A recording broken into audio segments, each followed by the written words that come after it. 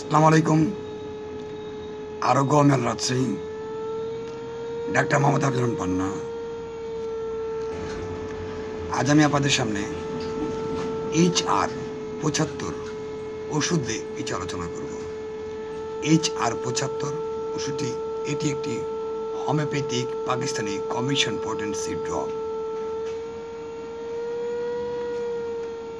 HR-75 ওষুধটি কার্বোলাঙ্কের অর্থাৎ চর্মরোগের চিকিৎসা অত্যন্ত কার্যকারী একটি হোমিওপ্যাথিক ওষুধ।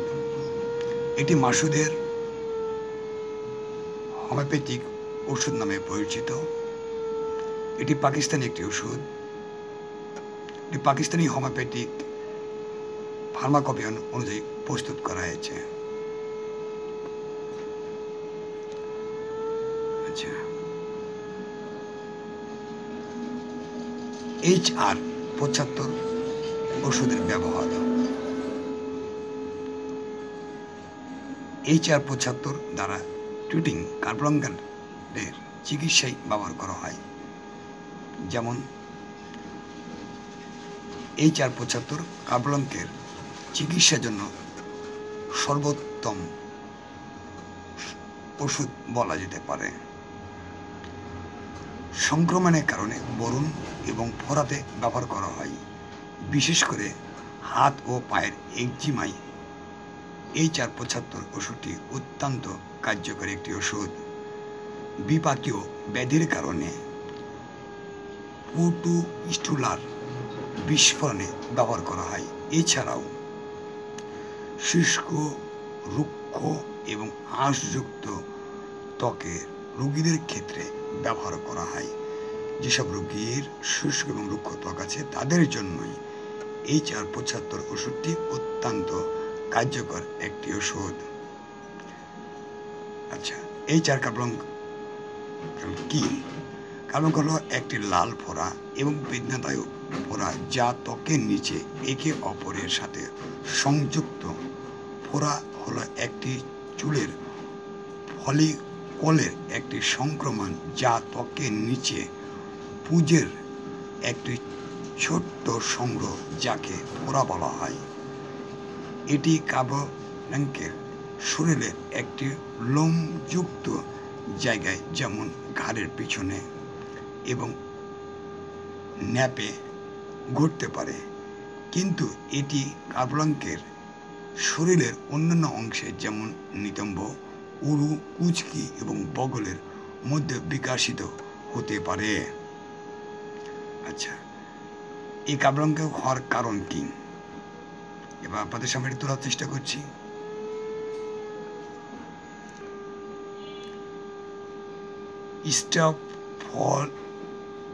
স্টাফিলোকোকাস অরিয়াস ব্যাকটেরিয়া চুলের ফলিকলগুলিতে প্রবেশ করলে কার্বোলাঙ্ক তৈরি হয়। এটি ব্যাকটেরিয়াগুলিকে স্টাফ হিসাবে উল্লেখ করা হয়। স্ক্রাব এবং অন্যান্য ভাঙা ত্বক ব্যাকটেরিয়া শরীরে প্রবেশ করা সহজ করে এবং সংক্রমণ ঘটায়। এর ফলে ফোড়া এবং কার্বোলাঙ্কের ফোড়া একটি ক্লাস্টার তরল এবং পুঁজে ভরা হতে পারে। এবার কার্বোলাঙ্কের লক্ষণ নিয়ে আলোচনা করছি। এটি বেদনাদায়ক লাল এবং বাম্প যা একটি মোটর আকারে প্রায় প্রথমে শুরু হয়। আচ্ছা, পাম্পের চারপাশে লাল এবং ফোলা ত্বক কয়েকদিনের মধ্যে বাম্পের আকার বৃদ্ধি পায় কারণ এটি পুঁজে ভরে যায়। এটি হলুদ এবং সাদা টিপলে বিকাশ যা শেষ পর্যন্ত ফেটে যায় এবং পুঁজ বের হয়। আচ্ছা, HR-75 কার্বোলাঙ্কের লক্ষণের ইঙ্গিত। হোমিওপ্যাথিতে চর্মরোগের জন্য সমস্ত ওষুধ হালকা হবে কার্যকর প্রমাণিত। HR-75 পেমিফিগ্রাস,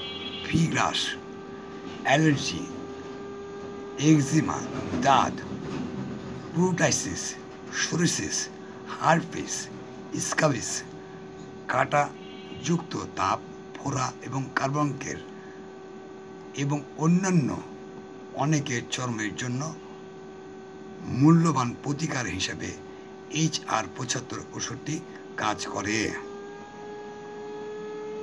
এই গেল এর লক্ষণ। এই ওষুধটি যদি এরকম কোনো সমস্যা দেখেন তাহলে আমি বলবো HR75 ওষুধটি যদি সেবন করেন সেই ক্ষেত্রে আপনার কার্বঙ্কের সমস্যাগুলো দূরে হয়ে যাবে। ওষুধটি সেবন করবেন কি করে? যখন ওষুধ সেবন করবেন তখন 1 ড্রপ মতো পানি নেবেন, সে পানিতে 20 ফোঁটা ওষুধ দিয়ে দেবেন, পানিটা ভালো হবে, যাকে 3 বার সেবন করবেন, সকাল দুপুর রাতে। শিশুদের ক্ষেত্রে একই নিয়ম, তারাও 3 বার সেবন করবেন পানির সঙ্গে মিশিয়ে। অথবা একজন রেজিস্টার্ড হোমিওপ্যাথি চিকিৎসকের পরামর্শে ওষুধ সেবন করুন।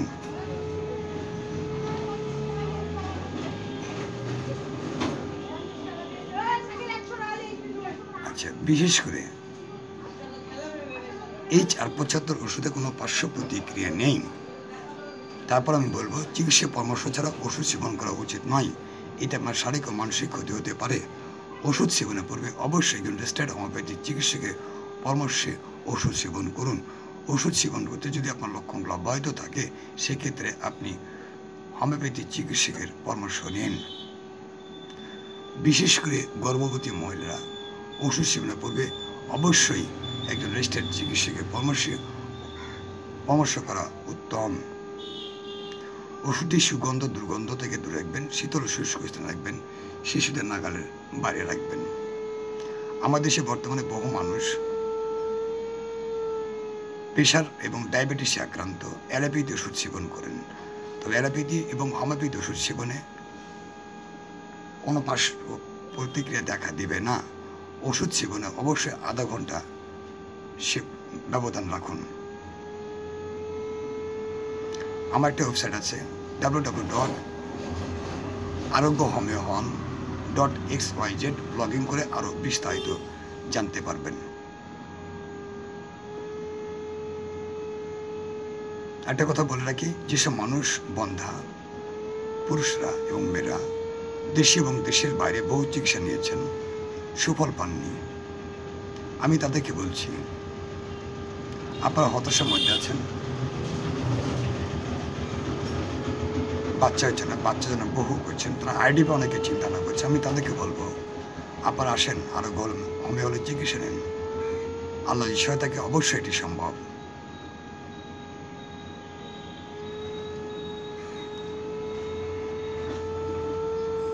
আমার চ্যানেলটি যারা এখনো সাবস্ক্রাইব করেননি তাদেরকে সাবস্ক্রাইব করার জন্য অনুরোধ করছি। কে কোন জেলা থেকে কোন দেশ থেকে দেখছেন লাইক কমেন্ট করে জানিয়ে দিবেন। আলোচনা এখানে শেষ করছি। আগামীতে অন্য কোনো ওষুধ দেওয়ার আলোচনা হবে। সবাই ভালো থাকবেন। আসসালামু আলাইকুম।